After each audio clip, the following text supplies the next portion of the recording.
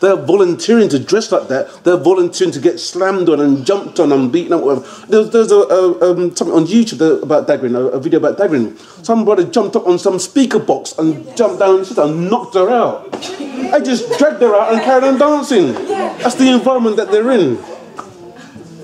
I think what I would like to have seen on that first film is, because he was talking about Bogle, he was naming different people and talking about the style of dancing. It would be nice to hear where this style of butchering or assault actually started, you know, what name the person was, Mr. Dagger, I don't know, who started the dance. I would like to know a little bit about the background. I think you'll work out what a dagger means, the dagger. Well, yeah, but I would like to know whose mind set and say, this is a great idea. Would it be nice to have seen that part of it? Yeah.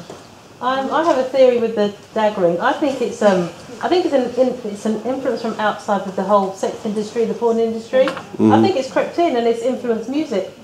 I get that impression. I just get the impression that the whole, I just think there's an influence there that permeates into dancing, because that is sexually violent, and then, you know, that style gets passed on and young children mimic that, and there are actually YouTube films with little girls dancing certain ways, and it's really got, I sent an email to my friend here, and it's really disturbing, but I think it's quite pernicious. There's definitely a poison that's crept in, because years and years ago people didn't used to dance like that.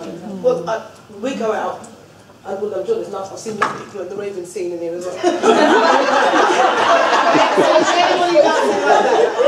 And even if you went home and practiced the dirty white, I don't think anyone's going to be practicing them dance moves.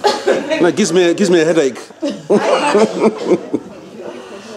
I just want to say that I saw both films, and like most people, I think I preferred the second and the last one to the first. But I just wanted to say, as a comment on looking at the film, both of them in terms of dance and dance movements, that dance has always been informed by what's gone on around us. And he, in the first film, was saying that, you know, we act out the lyrics of the songs that we hear, Shabba and so on. He made reference to people who were singing, and they'd come and bring those commentaries, social commentaries on the society or the communities, and that would inform the dance. And that's always happened throughout dance, in dance ages, in the same way it's done in classical dance, and the same way it's done in African dance. And if you look at the traditional African dance, there are often around, you know, if you go back to traditional African stuff, around rituals and harvest and in the environment, and that would also inform the dance of those traditional movements.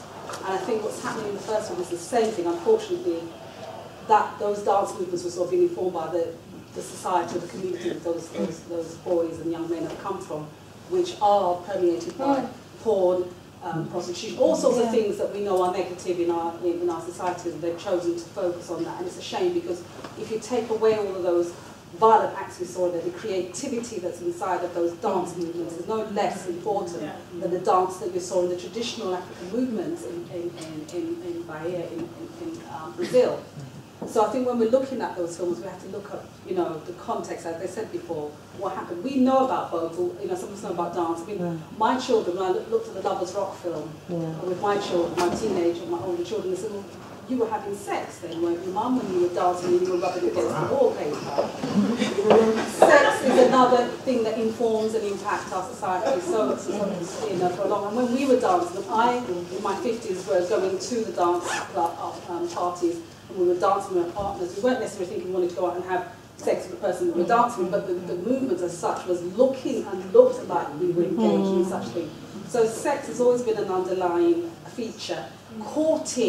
Courting relationship, courting influence, whether it's influence of the king or influence of the beautiful queen or king, has always been an underlying force in movies, in dance and so on. So when I look at dance, because I'm quite interested in dance, I look at it with a much open, broader perspective, and I marvel at the creativity, and I just think it's a shame that it's actually at that base level, because if you look at what they're doing, if you were to take them out of that context and see that it's excellent. And you mentioned the point about, well, we're not actually so violent now in New York, we're actually dancing out the gang warfare on the dance floor. And I thought, well, if this is really happening, that's marvellous, but it still isn't really, because you're actually doing some very horrendous things in there.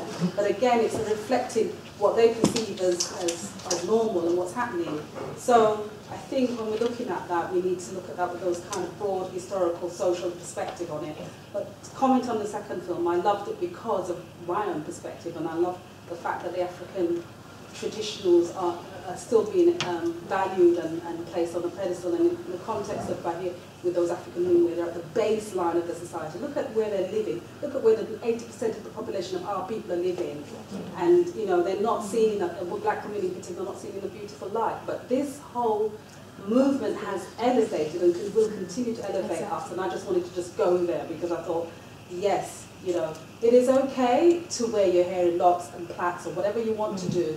But if you are confident and celebrated in what you are and how you feel, that can only be a wonderful thing, and I hope it continues.